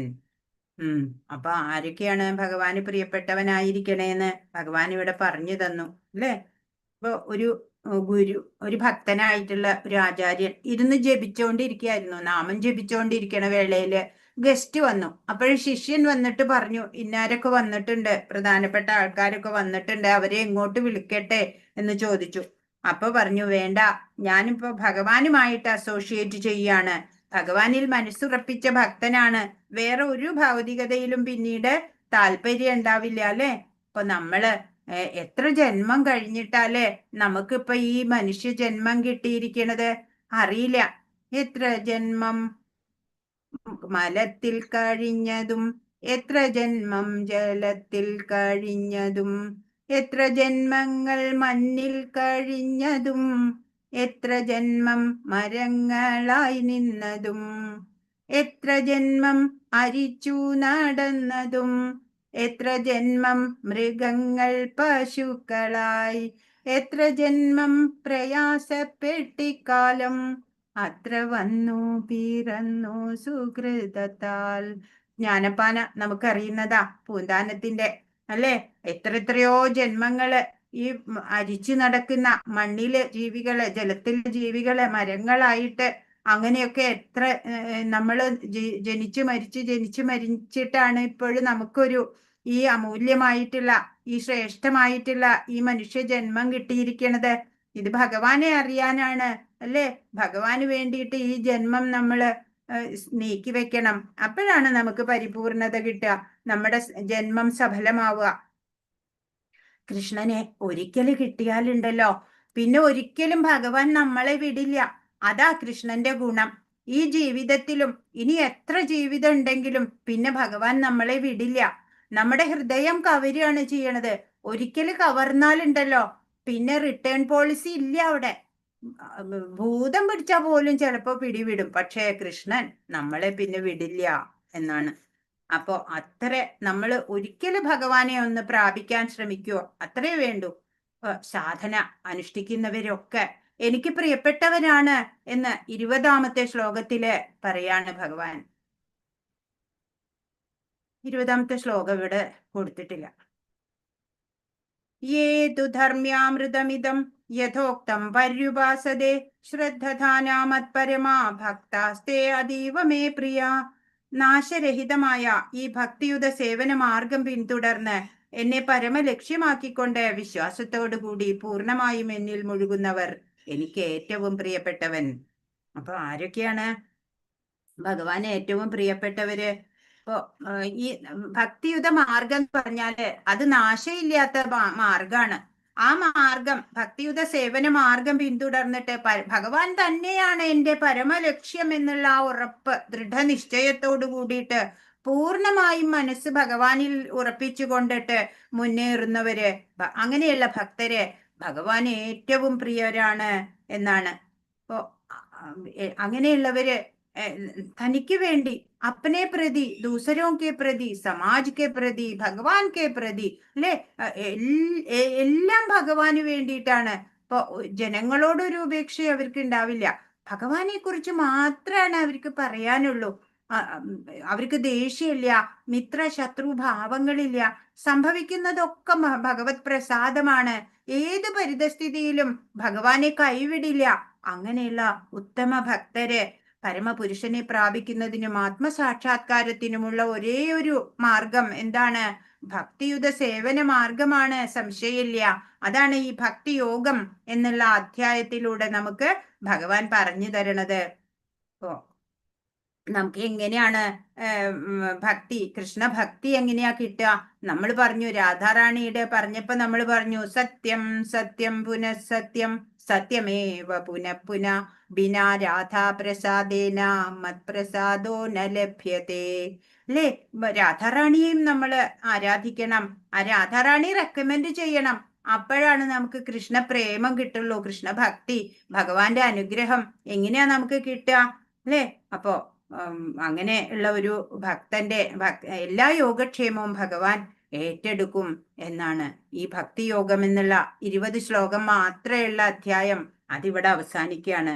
അപ്പൊ വൃന്ദാവനത്തിലെ രാധേ രാധേ എന്നാ പറയാ എല്ലാവരും. എന്തുകൊണ്ടാ അങ്ങനെ പറയണേ അറിയോ? ഇപ്പൊ കൃഷ്ണൻ വൃന്ദാവനത്തിൽ നിന്ന് പോയി കിശോരപ്രായത്തിൽ തന്നെ. ഇപ്പൊ ഗോപികമാർക്ക് വിഷമം താങ്ങാനായില്ല. അപ്പോള് പലരും അവിടേക്ക് വൃന്ദാവനത്തിലേക്ക് വരും. എന്നിട്ട് ചോദിക്കും, കൃഷ്ണൻ പോയോ? കൃഷ്ണൻ ഇനി എന്നാ വരിക എന്നൊക്കെ ചോദിക്കും. ആ കൃഷ്ണൻ എന്നുള്ള ശബ്ദം കേൾക്കുമ്പോ തന്നെ അവര് മോഹാത്സ്യപ്പെട്ടു പോകും എന്നാണ്. പിന്നെ ദിവസങ്ങളോളം കഴിഞ്ഞിട്ടാ അവര് തിരിച്ചു ഓർമ്മയിലേക്ക് വരിക. അപ്പോഴ് നന്ദ മഹാരാജ, വൃഷഭാനു മഹാരാജ പറഞ്ഞു, ഇനി മുതൽ ഇവിടെ പുതുതായിട്ട് വരുന്ന ആരും കൃഷ്ണനാമം ഉച്ചരിക്കേണ്ട. അതിവിടെ ഗോപികമാർക്ക് ദോഷമായിട്ട് വരികയാണ് ചെയ്യണത്. അന്ന് മുതല് എല്ലാത്തിനും അവിടെ രാധേ രാധേ എന്നാ പറയാ. അല്ലെ? റോട്ടിൽ നിന്ന് നമ്മള് തിരക്കുള്ളപ്പോ മാറി നിൽക്കണമെങ്കിൽ എന്താ പറയാ? രാധേ രാധേ എന്ന് പറഞ്ഞാൽ മതി. അവർക്കറിയാം കോഡ് വേടാത്. എല്ലാവരും അല്ലെ, ഓട്ടോറിക്ഷക്കാരായാലും കച്ചവടക്കാരായാലും എല്ലാവരും രാധേ രാധേ എന്നാ പറയാ. വൃന്ദാവനത്തിലെ ഒരു സംസ്കാരം. ഒരു തവണ രാധാനാമം പറഞ്ഞാല് വൈകുണ്ഠത്തിന്റെ വാതില് തുറന്നു പിടിക്കും അവിടെ ദ്വാരപാലകര് എന്നാ പറയാ. അപ്പൊ നമ്മള് അധ്യായം അവസാനിപ്പിക്കുകയാണ്. ഹരേ കൃഷ്ണ കൃഷ്ണ കൃഷ്ണ ഹരേ ഹരേ, ഹരേ രാമ രാമ രാമ ഹരേ ഹരേ. വാഞ്ചാകൽപതരുഭ്യശ്ച കൃപാസിന്ധുഭ്യ ഏവ ച പതിതാനാം പാവനേഭ്യോ വൈഷ്ണവേഭ്യോ നമോ നമഃ. അനന്തകോടി വൈഷ്ണവ വൃന്ദ കി ജയ്. ശ്രീല പ്രഭുപാദ് കി ജയ്. ഗുരു മഹാരാജ് കി ജയ്. ഹരേ കൃഷ്ണ. ഇന്ന് പറഞ്ഞതിൽ എന്തെങ്കിലും സംശയം ഉണ്ടെങ്കിൽ ചോദിക്കൂ. ഹരേ കൃഷ്ണ മാതാജി. ഹരേ കൃഷ്ണ, ചോദിച്ചോളൂ. ആ ABCD ഒന്നും കൂടി പറഞ്ഞുതരാമോ? എ എന്ന് പറഞ്ഞ അസോസിയേഷൻ ഓഫ് ഡിവോട്ടീസ്. എ സൽസംഗം, ഭക്തജനങ്ങളുമായിട്ട് സംഘം. മനസ്സിലായോ? A association of devotees. B പറഞ്ഞാല് ബുക്സ്, പ്രഭുപാദിന്റെ ബുക്സ് അല്ലെങ്കിൽ ശാസ്ത്ര ഗ്രന്ഥങ്ങളൊക്കെ വായിക്കുന്നത്. സി പറഞ്ഞാൽ അതെ ചാൻഡിങ്. സി പറഞ്ഞാൽ ചാൻഡിങ്. ഡി പറഞ്ഞാൽ ഡയറ്റ്. ഡയറ്റ് പറഞ്ഞാൽ നമ്മൾ സാധാരണ ഭക്ഷണം ഉണ്ടാക്കുക, കഴിക്കാല്ല. പരിശുദ്ധമായിട്ട് പവിത്രമായിട്ട് ഭക്ഷണം തയ്യാറാക്കുക. ഉള്ളികളൊന്നും ഉപയോഗിക്കാതെ, ചായ കാപ്പി ഒന്നും അല്ലാതെ, നോൺ പിന്നെ പറയണ്ടല്ലോ, അതൊന്നും ഇല്ലാതെ ഭക്ഷണം പരിശുദ്ധമായിട്ട് തയ്യാറാക്കി ഭഗവാന് ഓഫർ ചെയ്യുക. ഭഗവാന് സമർപ്പിച്ചതിന് ശേഷം, ഭഗവാൻ അത് സ്വീകരിച്ചതിന് ശേഷം പ്രസാദമായിട്ട് നമ്മൾ കഴിക്കുക. ഡയറ്റ്. അതാണ് ABCD ഫോർമുല. മനസ്സിലായോ പ്രഭു? ഹരേ കൃഷ്ണ മാതാജി, മനസ്സിലായി. വളരെ സന്തോഷം. ഹരേ കൃഷ്ണ. ഇന്ന് മാതാജിയുടെ കഥ കേട്ടില്ല. ആ കഥ പറയട്ടെ എന്നാ. ചോദ്യോത്തരം ക്വസ്റ്റ്യൻ നോക്കണ്ടേ? ആൻസർ പറഞ്ഞിട്ട് ക്വസ്റ്റ്യൻ ആൻസർ പറഞ്ഞിട്ട് പറയാം. അത് നാളെ നിങ്ങളുടെ മാതാജി സ്ഥലത്ത് എത്തിയിട്ടുണ്ട്. ചിലപ്പോ നാളെ ക്ലാസ് എടുക്കും. നാളെ ക്ലാസ് വേണോ? എക്സാം വേണ്ടേ മാതാജി? എക്സാം ഉണ്ട്. അപ്പൊ നാളെ എക്സാം വേണ്ട. നിങ്ങളുടെ ടീച്ചർ നാളെ സ്റ്റഡി ഹോളിഡേ ആയാൽ മതിയോ? ഓ എന്നാലും മതിയായി. രണ്ടു ദിവസം തരണം മാതാജി. 2 ദിവസം വേണോ പഠിക്കാൻ? മതി, ഒരു ദിവസം മതി മാതാജി. ഒരു ദിവസം മതി. IAS എക്സാം ഒന്നും അല്ലല്ലോ. അയ്യോ IAS രണ്ടു ദിവസം പോരല്ലോ.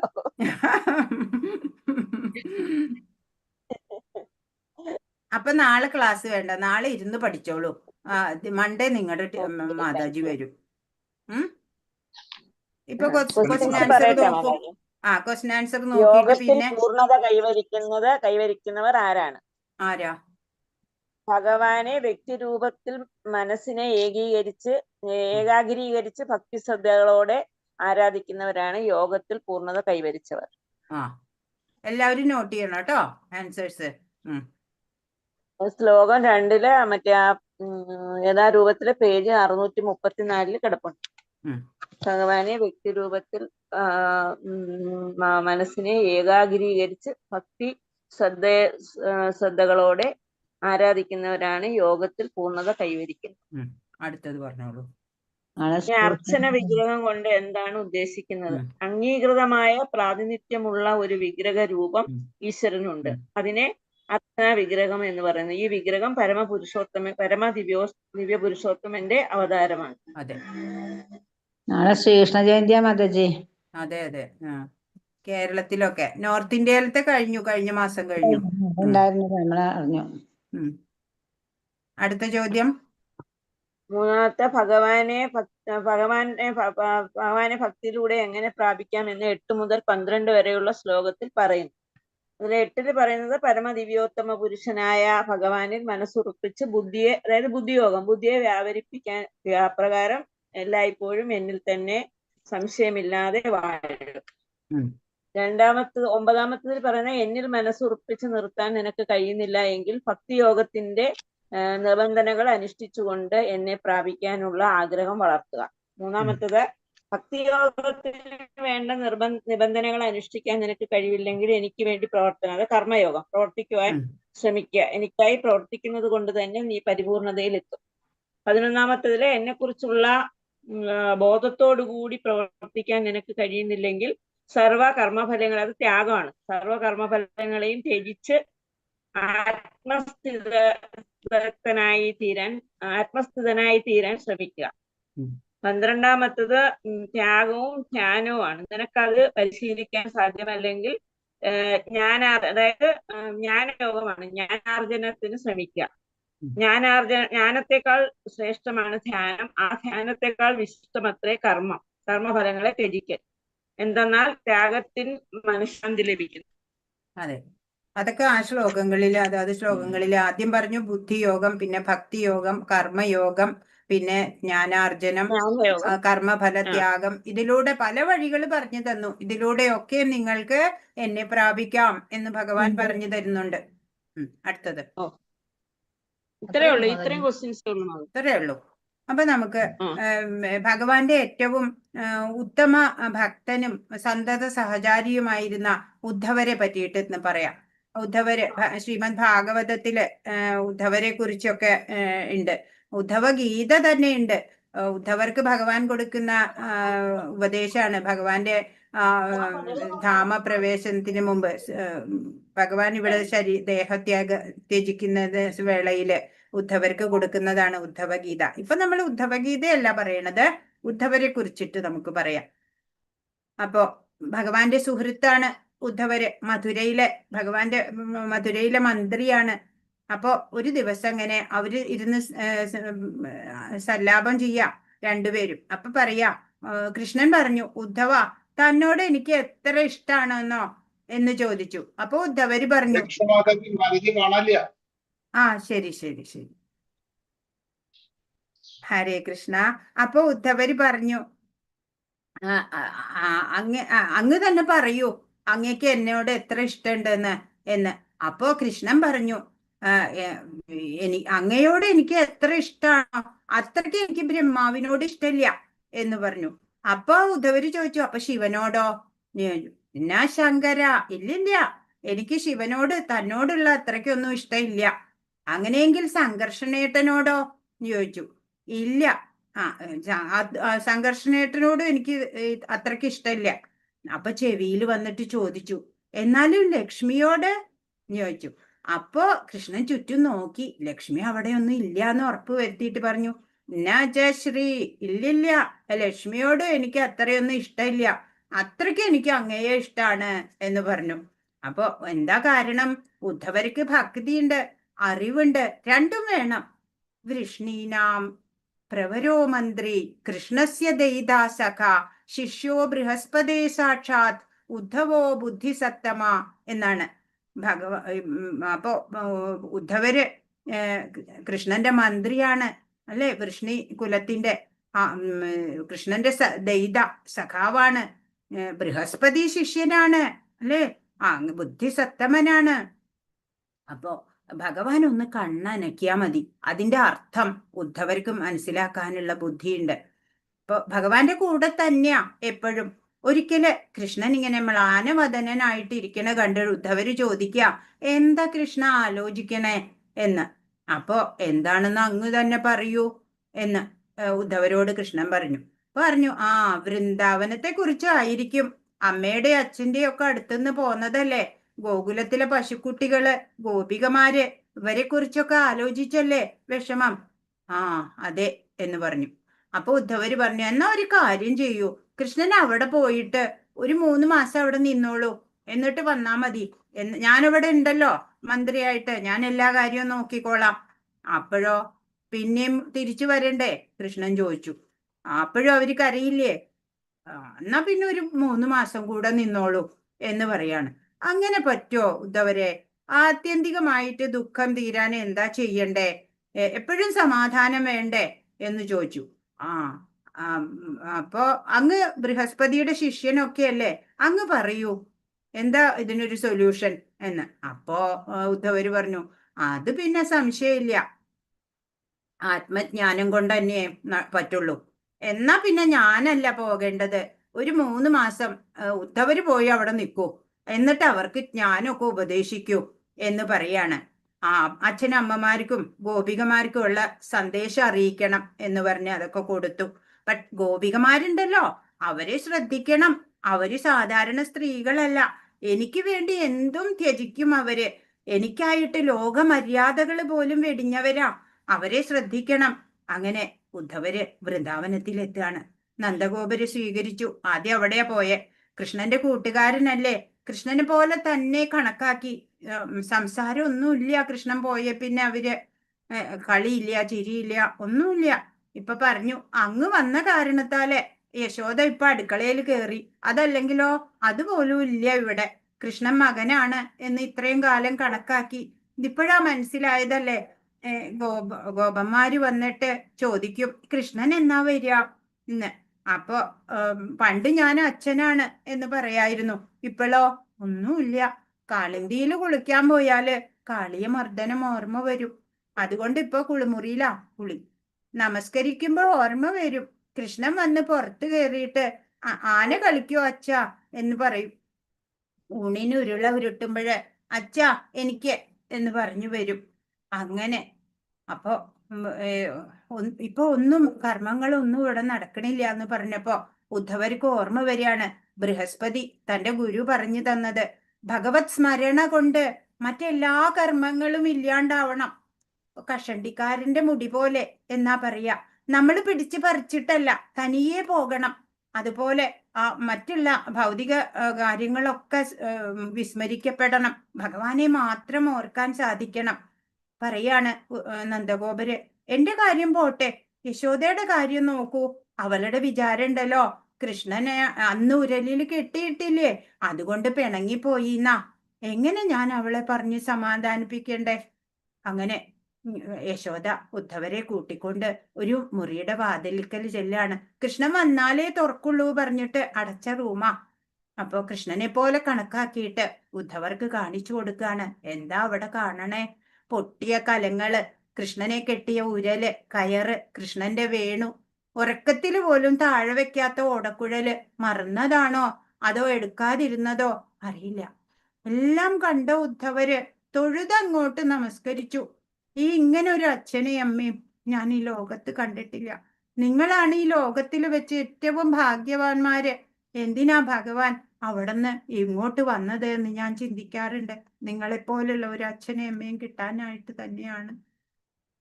അങ്ങനെ ഇപ്പൊ മനസ്സിലായി എനിക്ക് എന്ന്. അപ്പൊ കൃഷ്ണൻ പറഞ്ഞ ആശ്വാസ വാക്കുകളൊക്കെ അവരോട് പറഞ്ഞു. അങ്ങനെ ഭക്ഷണം കഴിച്ചു. അവന് രാത്രി ആയില്ലേ, ഉറങ്ങി. രാവിലെ ഉണർന്നത് തന്നെ ഗോപസ്ത്രീകളുടെ നാമജപം കേട്ടിട്ടാ. ഗോവിന്ദ ഹരി ഗോവിന്ദ ഹരി ഗോവിന്ദ ഹരി ഗോവിന്ദ. അങ്ങനെ അവരുടെ നാമജപം കേട്ട് ഉണർന്നു.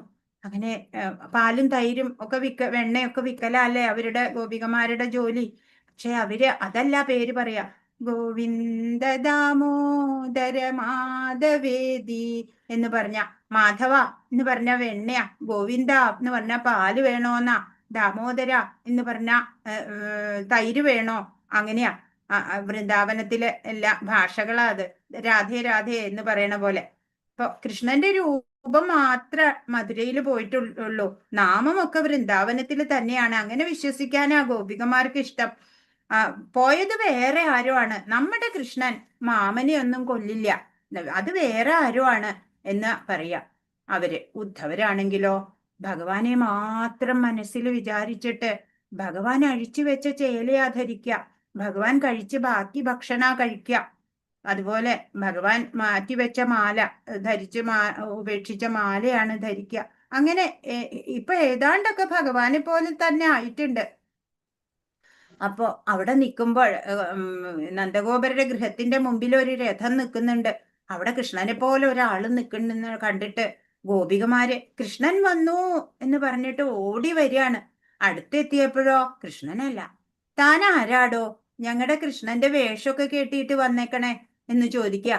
പറഞ്ഞു, കൃഷ്ണൻ പറഞ്ഞയച്ചു വരുന്ന കൂട്ടുകാരനാണ് ഞാൻ. ചില കാര്യങ്ങളൊക്കെ നിങ്ങളോട് പറയാനുണ്ട്. അത് കേട്ടതും അവര് ചെവി പൊത്തി പറഞ്ഞു, കൃഷ്ണൻ പറഞ്ഞയച്ചിട്ട് വന്നതാണെങ്കിൽ കൂട്ടുകാരനും ഏറെക്കുറെ അതുപോലെ തന്നെ ആയിരിക്കും ആ സ്വഭാവം.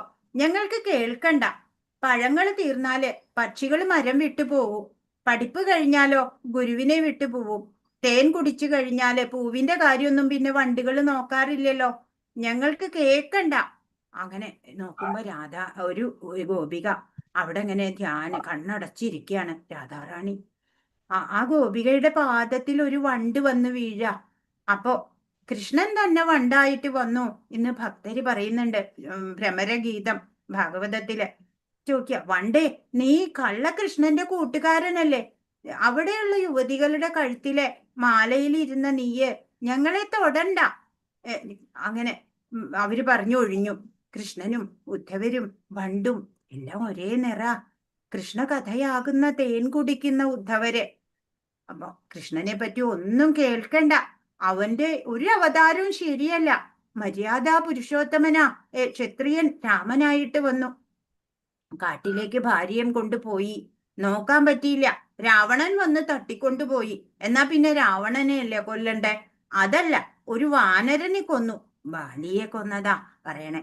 ഒരു പെൺകുട്ടി വന്നു, വിവാഹാഭ്യർത്ഥന നടത്തി, അതിനെ വിരൂപയാക്കി വിട്ടു. ശൂർപ്പണഖയുടെ കാര്യം. ഇനിയോ ബ്രാഹ്മണനായിട്ട് വന്നു വാമനൻ. ബലിയെ മഹാബലിയെ നിരാലംബനാക്കിയില്ലേ? അതുപോലെ ഞങ്ങൾക്കൊന്നും കേൾക്കണ്ട. കൊറേ പറഞ്ഞു ഗോപികമാര്. ഉദ്ധവര് അതെല്ലാം കേട്ട് മിണ്ടാതെ നിന്നു. കുറെ കഴിഞ്ഞ് അവര് നിർത്തിയപ്പോ ഉദ്ധവര് പറഞ്ഞു, ഞാൻ അവിടെ ഒരു പൂവ് പറിച്ച് ഭഗവാന് കൊടുത്താല് അപ്പ കൃഷ്ണൻ പറയും ഗോപികമാര് ഇതുപോലെ തന്നെയാണ്. എല്ലാം ഗോപികമാരെ കുറിച്ച് മാത്രമേ കൃഷ്ണന് പറയാനുള്ളൂ. ഞാനൊരു തമാശ പറഞ്ഞാല് പറയും ഇങ്ങനെ തന്നെയാ ഗോപികമാരും. ഒരു വേഷ്ടി ഇട്ട് കൊടുത്താല്, കാല് തടവി കൊടുത്താ, പീലി അണിയിച്ചാല് ഒക്കെയും പറയും ഗോപികമാരും ഇതുപോലെ തന്നെയാ എന്ന് പറയും. അതൊക്കെ കേട്ടപ്പോ ഗോപികമാർക്ക് സന്തോഷായി. ഞങ്ങളെ ഓർക്കുന്നുണ്ടല്ലോ കൃഷ്ണൻ. അങ്ങനെ ഗോപികമാര് ഉദ്ധവരെയും കൊണ്ട് എല്ലായിടവും കാണിക്കാനൊക്കെ കൊണ്ടുപോവാണ്. അപ്പൊ ഉദ്ധവര് ആദ്യമാണ് ഇവിടെ വരുന്നത്.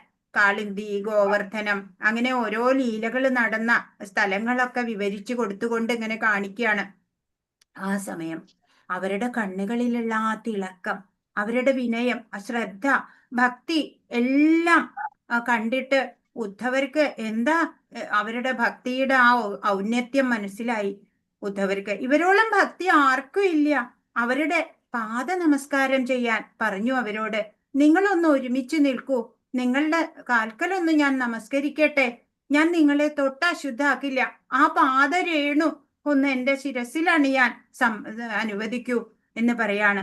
വന്ദേ നന്ദവ്രജ സ്ത്രീണാം പാദരേണുമഭീഷ്ണശ വ്യാസാം ഹരികഥോദ്ഗീതം പുനാദിഭുവനത്രയം. അങ്ങനെ ആ പാദരേണുക്കള് ധരിച്ചിട്ട് ഉദ്ധവര് മടങ്ങാണ്. ഗോപികമാര് കുറെ സമ്മാനങ്ങളൊക്കെ കൊടുത്തയച്ചു. അവിടെ ചെന്നപ്പോ ഭഗവാൻ ചോദിച്ചു, എന്തായി ഉദ്ധവരെ, അവരെയൊക്കെ ഉപദേശിച്ച് നേരെയാക്കിയോ എന്ന് ചോദിച്ചു. അപ്പൊ പറഞ്ഞു ഉദ്ധവര്, ഞാൻ പലയിടവും പോയിട്ടുണ്ട്, ഇങ്ങനൊരു ഭക്തി ഞാൻ കണ്ടിട്ടില്ല. ഇത് ഞാൻ അറിയണം, അതിനു വേണ്ടിയിട്ടല്ലേ അങ്ങ് എന്നെ അങ്ങോട്ട് അയച്ചത്. എന്തിനാ എന്നെ പരിഹസിക്കണേ കൃഷ്ണ എന്ന് പറഞ്ഞു ഭഗവാന്റെ വാക്കല് വീണു. ഹരേ കൃഷ്ണ, ഹരേ കൃഷ്ണ. നന്ദി മാതാജി. ഹരേ താങ്ക് യു.